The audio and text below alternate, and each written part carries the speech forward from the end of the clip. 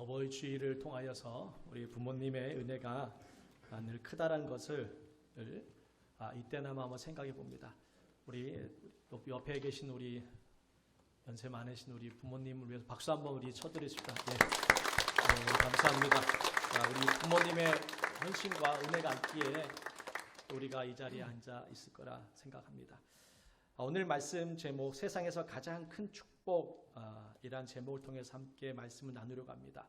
5월은 무슨 달인지 아시죠? 네, 가정의 달이라고 얘기합니다. 그래서 가정의 달을 맞이해서 한 번 정도는 이 가정에 관한 메시지를 전해야 되겠다는 생각을 하고, 그래서 매년 5월 달에는 이 가정, 부모에 대한, 자식에 대한 그런 설교를 했는데, 오늘 가정에 관한 메시지를, 말씀을 전하려고 합니다. 여러분이 동의하실지는 잘 모르겠지만은 이 세상에서 가장 큰 축복은 남편을 만난 것이고 아내를 만난 것입니다. 라고 여러분 동의하시나요? 네, 몇 사람이 동의는 하지만은 우리가 어떤 경우에는 이렇게 말하시는 분이 상당수가 있습니다. 내가 이럴 줄 알았다면 결혼이라는 것은 안 했을 거라고 이렇게 얘기한 사람들이 의외로 많이 있습니다. 우리가 세상에서 가장 큰 축복이 남편을 만난 거고 아내를 만난 것이라고 제가 말씀드리는 이유, 세상에서 가장 큰 축복이 가정이라고 말씀드리는 이유가 있습니다. 그 이유를 여러분 잘 들어보시고 동의하시고 또한 여러분들 깨달았으면 좋겠습니다. 우리는 신앙적으로 접근해야 됩니다. 모든 일들을 세상의 기준이 아닌 하나님의 기준으로 신앙적으로 접근하고 우리가 판단을 해야 되는데, 여러분이 이 자리에 앉아 있다라는 것은 축복입니까? 저주입니까? 축복입니다. 다 동의하시죠? 우리가 이 자리에 앉아 있다라는 것은 큰 축복입니다.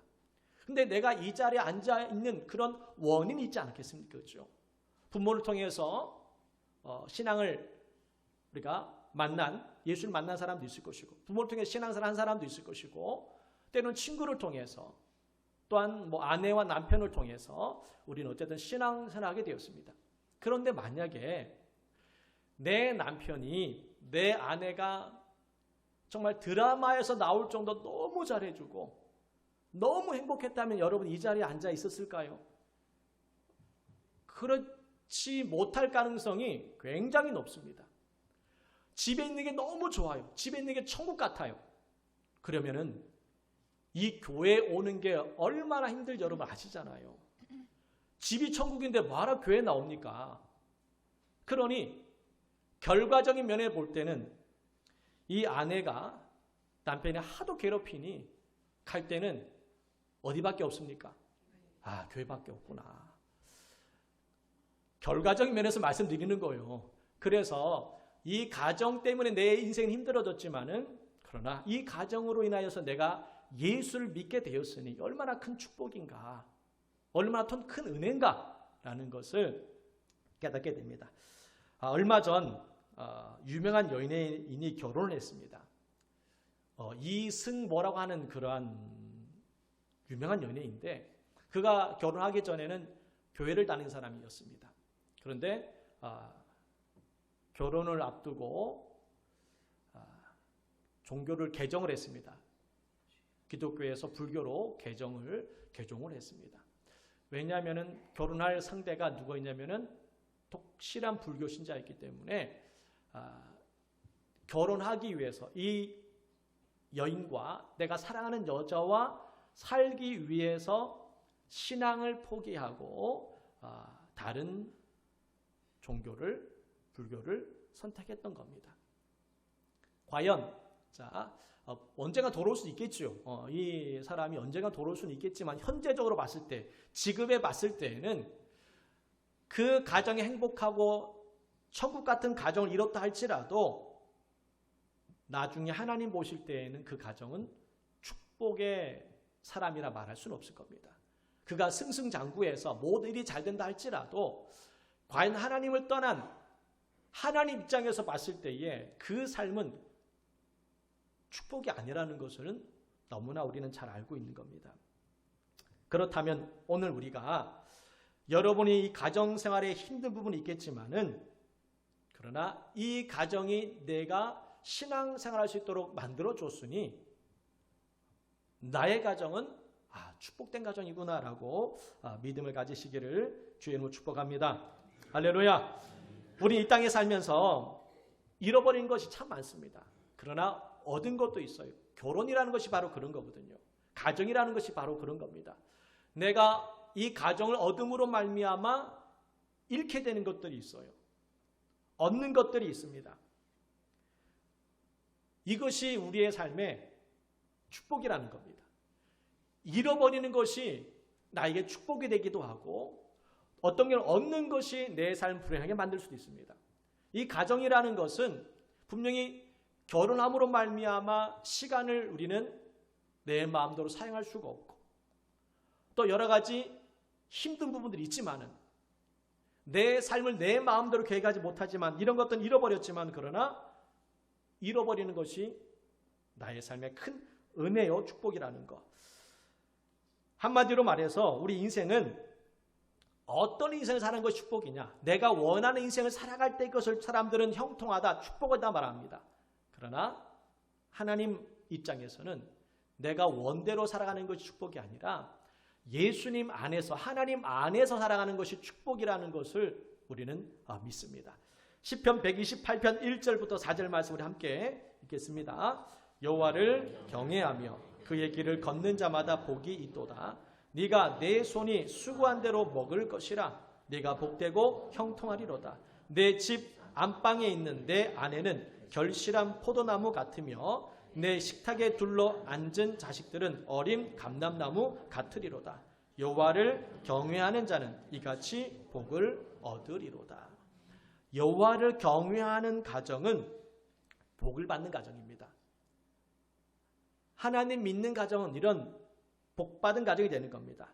내 집 안방에 있는 아내는 결실한 포도나무 같이 되고 내 자녀들은 어린 감람나무와 같으리로다. 믿음의 가정은 이렇게 복을 받게 되고 하나님을 경외하는 가정은 하나님이 주시는 그러한 평안함을 누리게 되어 있습니다. 얼마 전 신문을 통해서 본 기사가 있는데 혼자 사는 사람과 가족들과 같이 사는 사람, 가족이라는 것은 둘 이상, 아내나 자식이나 이렇게 둘 이상 같이 사는 가정을 이제 통계를 냈습니다. 누가 좀 더 건강하고 행복치가 좀 높았나라고 했을 때 혼자 사는 사람과 같이 사는 사람들 중에 누가 좀 더 건강하고 누가 좀 더 행복했을까요? 네, 같이 사는 사람이 좀 더 건강했고 좀 더 행복했습니다. 그러면 어쩔 수 없이 혼자 사는 사람도 있잖아요. 사별했든지 이혼했든지 어쨌든 간에 가족과 함께 살지 못하고 혼자 사는 사람 있지 않겠습니까? 그럼 혼자 사는 사람 어떻게 살아야 되느냐? 거기에서 이제 나온 게 뭐냐면 방법이 나옵니다. 취미생활을 해라라는 겁니다. 취미생활을 혼자 하는 게 아니라 같이 취미생활을 할 수 있는 사람들 그런 곳에 가서 취미생활을 같이 해도 도움이 된다라고 얘기하고 두 번째 안은 뭐냐면은 종교를 선택해라. 종교를 선택해서 거기서 같이 공동체에서 같이 어울려라. 이것은 이제 기독교에서 한 게 아니기 때문에 어떤 종교를 선택하라는 겁니다. 그리고 세 번째로는 뭐냐면은 도시 같은 경우에는 문화센터라는 게 있잖아요. 문화센터. 시골 같은 경우에는 뭐가 있습니까? 경로당이 있잖아요. 경로당. 그런 데 가서 같이 어울리면서 살아라. 그러면은 삶의 질이 높아진다는 겁니다.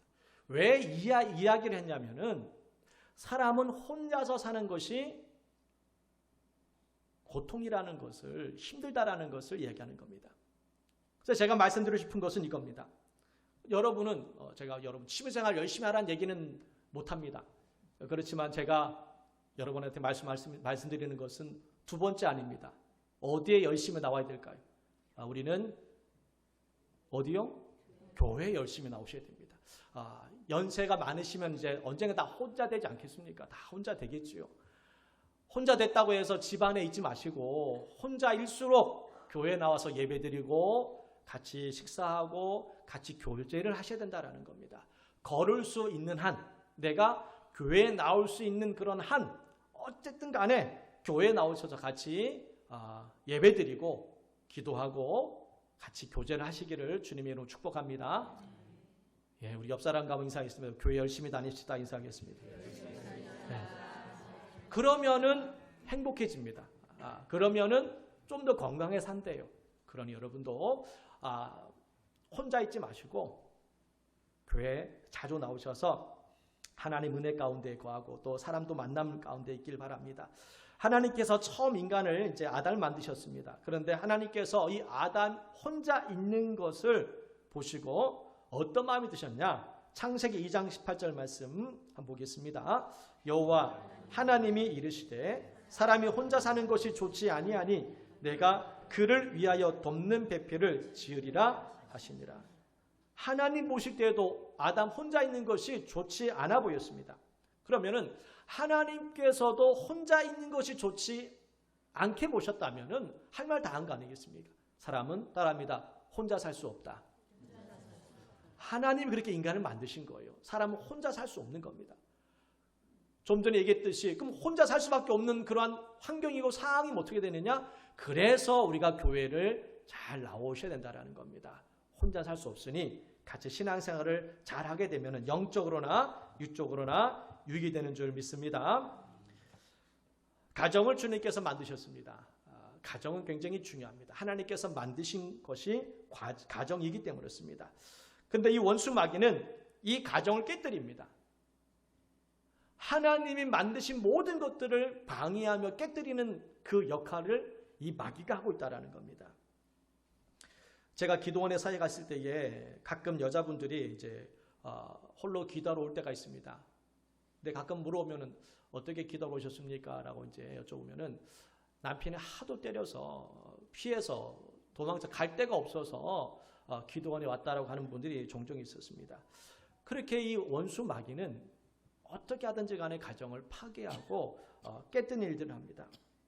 오늘 우리가 본문 누가복음 11장 말씀에도 있듯이 분쟁, 다투면은 나라가 무너지게 되고 집이, 가정이 무너지게 되어 있습니다. 가정이 깨어지게 되면은 마귀만 좋아할 뿐 그 누구도 좋아하는 사람은 없습니다. 그래서 오늘 세상에서 가장 큰 축복인 이 가정을 지키기 위해서 어떻게 되느냐? 첫 번째 따라하겠습니다. 서로의 마음을 알아야 한다. 서로의 마음을 알지 못하면은 이 가정은 결국 깨어지게 됩니다. 질문 하나 하겠습니다. 어제 우리 장로님 아들 결혼식 때 반지를 누가 가져다 준지 아시나요? 강아지가 이렇게 와가지고 이렇게 전해주더라고요. 이 강아지를 요즘 많이 키웁니다. 근데 이 강아지가 밥을 안 먹어요. 그러면 왜 밥을 안 먹는지 알 수가 없습니다. 아파서 밥을 안 먹는지, 스트레스 받아서 밥을 안 먹는지, 뭐 다이어트 하기 위해서 밥을 안 먹는지는 알 수는 없잖아요. 어쨌든 모르는 겁니다. 왜냐하면 대화가 안 되니까, 말이 안 통하기 때문에 그런 일이 벌어지는 겁니다.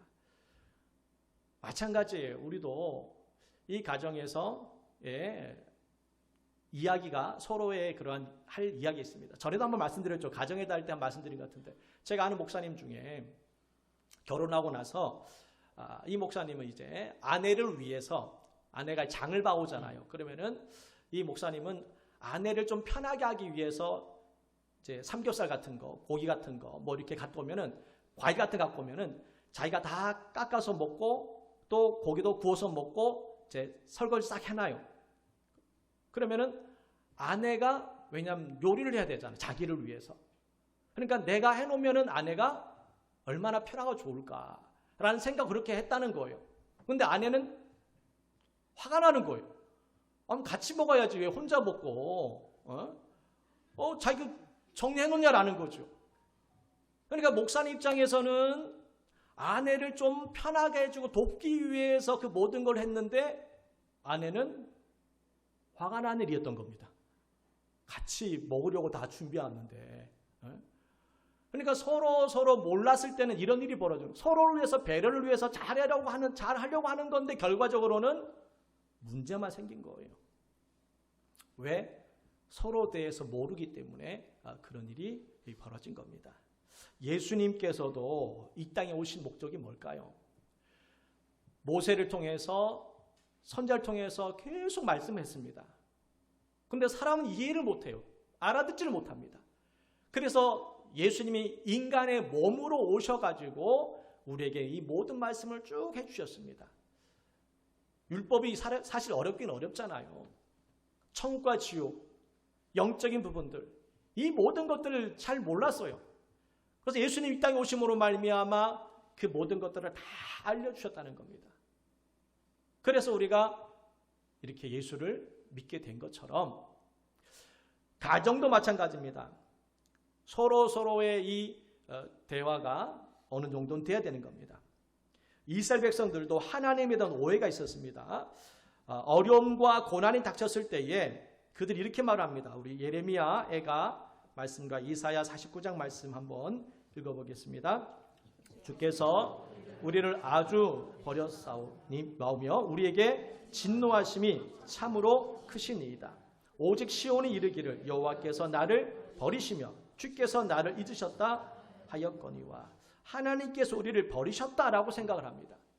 그런 게 아니었는데 이스라엘 백성들은 그렇게 오해를 하기 시작하는 거예요. 하나님 날 버리셨구나. 하나님 능력이 없으시구나. 하나님 날 잊으셨구나 라고 얘기합니다. 심지어 선지자 중에도 하나님 우리를 버리셨다라고 생각하고 따지는 사람도 있었습니다. 하박국 1장 2절 3절 말씀 읽습니다. 살려달라고 부르짖어도 듣지 않으시고 폭력이다 하고 외쳐도 구해주지 않으시니 주님 언제까지 그러실 겁니까? 어찌하여 나로 불의를 보게 하십니까? 어찌하여 악을 그대로 보기만 하십니까? 약탈과 폭력이 제 앞에서 벌어지고 다툼과 시비가 그칠 사이가 없습니다. 하나님이 잊어버리셨구나. 하나님 버리셨구나라고 그렇게 이스라엘 백성들은 생각하고 있었던 겁니다. 그런데 그렇지 않았거든요. 오해가 있었습니다. 주님께서는 이사야 49장 15절에 이어서 분명히 이렇게 말씀해 주셨습니다. 같이 읽습니다. 여인이 어찌 그 젖먹는 자식을 잊겠으며 자기 태에서 난 아들을 긍휼히 여기지 않겠느냐. 그들은 혹시 잊을지라도 나는 너를 잊지 아니할 것이라. 내가 너를 내 손바닥에 새겼고 너의 성벽이 항상 내 앞에 있나니. 자, 이 말씀을 여러분 잘 기억하셔야 됩니다. 뭐냐면은 자, 쉽게 설명해서 부모가 자식한테 공부하란 얘기를 합니다. 야, 공부해. 공부하란 얘기는 누구를 위해서 공부하란 얘기입니까? 자녀들을 위해서 공부하라고 얘기를 합니다. 그런데 자녀들은 그 말을 어떻게 들을까요? 좋게 들릴까요? 잔소리로 들릴까요? 잔소리로 들립니다. 부모는 이렇게 살았으면 좋겠다라고 얘기를 합니다. 근데 자녀들은 그것이 좋게 들리지 않아요. 잔소리로 들립니다. 그리고 기분이 나쁩니다. 맨날 조소리 한다라고 이야기를 하게 되죠. 분명히 좋은 이야기인데 옳은 소리에도 불구하고 들리는 것은 잔소리 들리고 화가 나는 거예요. 하나님께서 말씀합니다. 고난을 주셔요. 환난을 주십니다. 그럼 우리는 이런 생각이죠. 하나님이 나를 버리셨구나. 하나님의 능력이 없으시구나. 그런 생각이 찾아옵니다. 근데 주님께서 고난을 주시고 환난을 주시고 어려움을 주시는 이유는 우리를 연단하기 위해서 주셨다라는 겁니다. 그 말씀은 들리지 않는 거예요. 그러니까 내가 듣고 싶은 말씀만 들리니까는 하나님에 대한 오해가 생기는 겁니다. 오늘 분명히 이사야 49장 15절 16절 말씀에도 분명히 그렇게 기록하고 있지 않습니까? 어찌 젖먹는 자식을 잊겠느냐. 그러나 부모는 잊을 수는 있겠죠. 그러나 나는 잊지 아니할 것이다. 내가 너를 내 손바닥에 새겼다라고 말씀하고 있습니다. 하나님의 뜻을 잘 이해하지 못하면 이런 일들이 벌어지는 겁니다. 가정도 마찬가지예요. 부모 자녀 간에 서로 오해가 생길 때가 참 많습니다. 그렇기 때문에 이 언어의 전달이 참 중요한 부분이 있어요. 공부하라 라고 이렇게 외치면은 자녀들은 화를 냅니다. 옳은 소리 들리지 않아요. 그래서 그 방법을 바꿀 필요가 있다라는 겁니다. 모든 것이 그래요. 그러니까 내가 원하는 방식으로 주입시키면 문제가 생길 수 있다. 온전한 가정, 행복한 가정을 위해서는 우리가 서로에 대해서 알아야 됩니다. 모르면은 잘해주려고 하는데 오해가 생기는 거예요. 좋은 거 주려고 하는데 싫어하는 겁니다. 전에 좀 말씀드렸지 않습니까? 제가 싫어하는 음식이 있잖아요. 못 먹는 음식이 있습니다. 그런데 대접한다고 이렇게 갖다 주면은 저는 예를 들면은 내장탕 이런 걸 안 좋아하면 순대, 내장 이런 거 저는 안 좋아해요. 근데 만약에 그런 것을 누가 그 비싸게 구입해가지고 이렇게 장어도 안 좋아합니다. 장어를 이렇게 주잖아요. 그러면 저는 이 먹기가 참 그렇다. 안 먹을 수도 없고 먹을 수도 없고 이런 상태가 되버리고 서로 이제 불편하게 되는 거죠.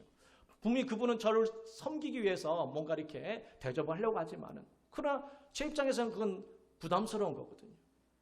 그러니까는 가정도 마찬가지입니다. 가까이 있는 가정, 내 자식이지만은 내 방식대로 이것을 주입시키려고 하다 보면 문제가 생기기 때문에 그래서 우리가 필요한 것이 뭡니까? 하나님의 도움을 구하는 겁니다. 하나님. 저는 좀 무지하고 잘 알지 못하기에 하나님의 도움을 요청하는 겁니다. 주님 기도하면서 내 자녀를 이끌어 달라고. 그래서 오늘 처음에 읽었던 말씀에 시편 말씀에 있는 것처럼 하나님을 경외하는 가정이 되면은 그 가정은 어려움이 있어도 회복이 됩니다. 하나님을 경외하게 되면은 고난이 있어도 고난 축복으로 만들어는 그런 열매를 맺게 된다는 겁니다. 그러니까 사람 힘으로는 불가능한 거죠. 하나님의 역사가 있어야 되는 겁니다. 예수님께서도 이렇게 임하셨습니다. 로마서 5장 8절 말씀에 왜 오셨는지 우리에게 말씀합니다. 읽습니다. 시작. 우리가 죽으심으로 하나님께서 우리에게 대한 자기의 사랑을 확증하셨느니라. 하나님의 사랑 우리는 이해할 수 없죠. 왜 십자가에 죽으셔야지만 우리 사랑할 수 있느냐. 그런데 주님이 우리의 사랑을 보여주시기 위해서 우리를 얼마나 사랑하는지 알려주시기 위해서 그렇게 모든 것을 인간의 몸으로 오셔서 그 모든 것을 감당하셨다는 겁니다. 히브리서 12장 6절 8절 말씀 한번 읽겠습니다. 시작. 주께서 그 사랑하시는 자를 징계하시고 그가 받아들이시는 아들마다 책짓질 하심이라 하였으니 너희가 참음은 징계를 받기 위함이라. 하나님이 아들과 같이 너희를 대우하시나니 어찌 아버지가 징계하지 않는 아들이 있으리요. 징계는 다 받는 것이거늘 너희에게 없으면 사생자요 친아들이 아니니라. 하나님의 그 마음을 우리의 뜻을 알아야 됩니다. 그래야 이 통하게 되거든요. 하나님은 우리를 여전히 사랑하신다라는 겁니다. 두 번째 우리 기억해야 될 거 따라합니다. 서로 도와주면서 함께 가야 한다. 가정이라는 것은 부부지간에 부모 자녀 간에는 같이 우리가 가야 합니다. 어떤 부부의 이야기입니다. 15년 동안 살아오면서 많은 상처와 아픔을 겪었다고 합니다. 처음부터 그런 것이 아니라 결혼하기 전에 이 아내가 봤을 때 이 남편이 신앙적으로 참 좋아요. 그리고 인격적으로도 문제가 없었습니다. 그래서 이 남자와 결혼하게 되면은 내 가정 행복해질 거라는 생각으로 선택을 합니다. 자, 남자 입장입니다. 남자 입장을 볼 때 이 여자 아내 될 사람이 너무 순수하고 진실한 거예요. 그래서 저 여자만 결혼하면은 내 가정이 정말 온전히 설 수 있겠구나 라는 생각으로 그런 마음을 가지고 결혼을 했습니다. 자, 아내는 남자가 신앙이 좋아요. 인격적으로 좋아. 결혼을 했습니다. 남편은 아내 볼 때 진실하고 순수해요. 얼마나 좋은 남녀입니까? 그럼 이렇게 좋은 사람 만나면 가정이 어떻게 됩니까? 행복해져야 되는 거잖아요. 그런데 살다 보니까 그게 아니라는 겁니다. 살다 보니까는 후회와 원망이 자꾸 나오기 시작합니다. 아내가 잔소리가 이제 시작이 됩니다. 어느 정도까지는 이제 귀찮아지는데 좀 지나면서 아무래도 이 삶의 습관이나 다 틀리잖아요. 그래서 잔소리가 왜 이렇게 하냐고, 이렇게 하면 어떠냐고. 이러니까 이제 잔소리로 처음에는 뭐 괜찮은데 이것이 한두 번이지. 계속 잔소리가 되는 겁니다. 그러니 또 남편이 또 이제 아내를 무시합니다. 그러니까는 늘 다툼이 벌어졌다는 겁니다. 오늘 성경은 뭐라고 말씀하는지 이렇게 말씀합니다. 고린도전서 7장 4절 말씀 세 번역입니다. 읽습니다. 아내가 자기 몸을 마음대로 주장하지 못하고 남편이 주장합니다. 마찬가지로 남편도 자기 몸을 마음대로 주장하지 못하고 아내가 주장합니다. 따라하겠습니다. 남편과 아내는 묶여 있다. 남편 안에 묶여 있습니다. 결혼이라는 것은 묶어버리는 겁니다. 그렇기 때문에 이제는 묶여져 있기 때문에 같이 가야 됩니다. 우리가 체육대회 때, 운동회 때 가끔 하는 게 뭐냐면은 부부끼리 아니면 이렇게 둘이서 발을 한 발씩 묶어가지고 이렇게 달리기 하는 게 있잖아요. 걷는 게 있잖아요. 그러면은 나는 빨라요. 아무래도 내 아내는 느리겠죠. 그러면은 내가 빠르니까는 내가 그냥 빨리 막 가게 되면 어떤 일이 벌어집니까? 넘어지게 됩니다. 같이 맞추게 필요하다는 겁니다. 가정이라는 게 뭐냐? 부모, 자식과 부부지간에도 내가 빠르니까, 내가 능력이 있으니까, 내가 힘이 있으니까 나 따라와 하면서 끌고 가면은 가정은 무너지게 되는 겁니다. 함께 내가 좀 같이 모든 것을 부모, 자식과 간에도 마찬가지입니다. 넌 나 따라와. 넌 내 말만 들으면 돼. 너는 그러면 성공할 수 있어. 자녀들이 이렇게 말하는 것은 무너지는 겁니다. 무너뜨리는 거예요. 자식일지라도 함께 같이 가야 되는 겁니다. 신앙생활도 마찬가지입니다. 신앙생활도 하나님과 함께 해야 되는데 내가 먼저 가버립니다. 그러고 나서 하나님 날 좀 도와달라고.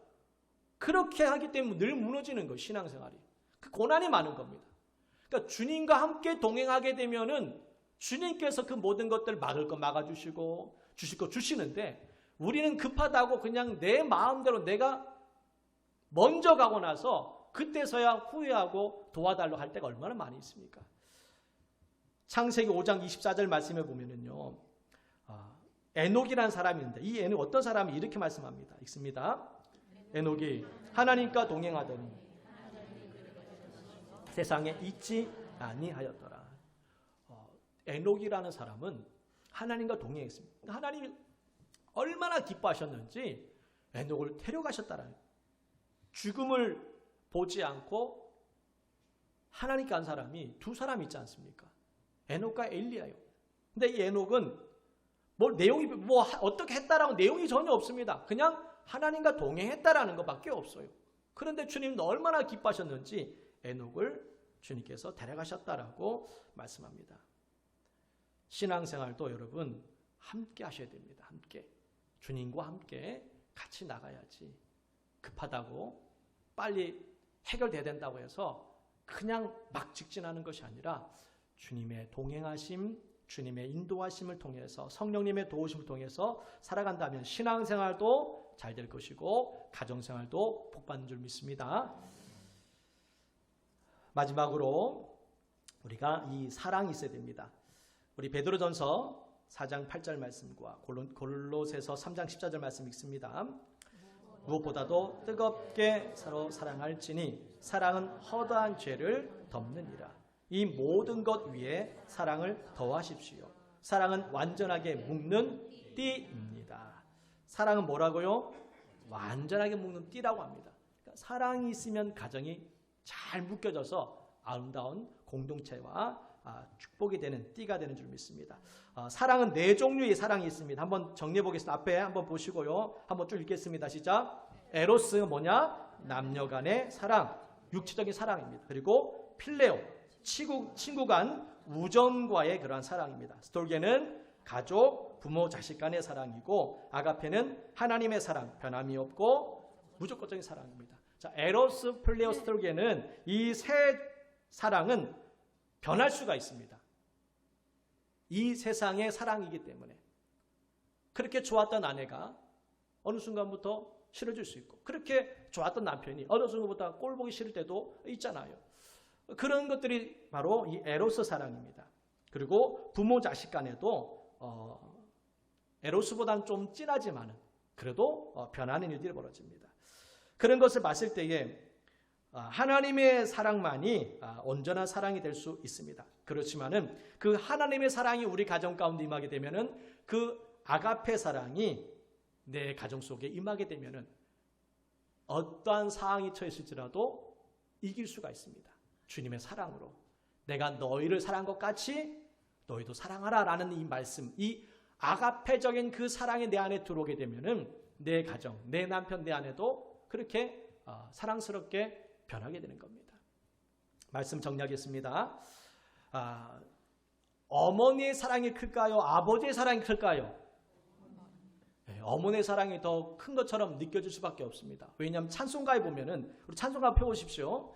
576장에 보면은, 자, 찬송가 혹시 있으면 펴보세요. 576장에 보면은 이렇게, 어머니는 지성으로, 어머니의 기도소리, 어머니의 사랑보다. 578장에 보면은 어머니 한 분이 이 어머니의 기도 음성, 어머니만 나와요. 어머니. 그리고 579장에도 어머니의 넓은 사랑. 아버지는 다 어디 갔길래? 아니 어머니만 계속 찬송하는 어머니만 계속 나옵니다. 그나마 한 군데 577장에 보면은 어버이의 큰 사랑이 한 번 나와요. 어버이의. 또 아버지가 아니라 어머니와 아버지를 해서. 여러분 주위 한번 둘러보십시오. 어머니가 많으신지 아버지가 많으신지. 어머니가 많지요. 옛날부터 지금까지 어머니의 기도가 있었기 때문에 가정이 삽니다. 제가 말씀드리고 싶은 것은 어머니 역할이 중요하다는 것을 얘기하는 거예요. 아버지는 참 저도 남자지만은 그렇게 칭찬받을 만한 부분이 사실 많이 없는 것 같아요. 어머니의 기도가 필요합니다. 여러분 어머니의 그 사랑이 여러분 가운데 있기를 주님의 이름으로 축복합니다. 세상의 가장 큰 축복은 믿음의 가정입니다. 여러분은 축복된 가정을 이루었습니다. 이 가정을 악한 원수만 깨뜨리지 못하도록 지키십시오. 어머니의 기도가 이 가정을 지킬 수가 있고 또한 아버지의 그 헌신이 이 가정을 지킬 수가 있습니다.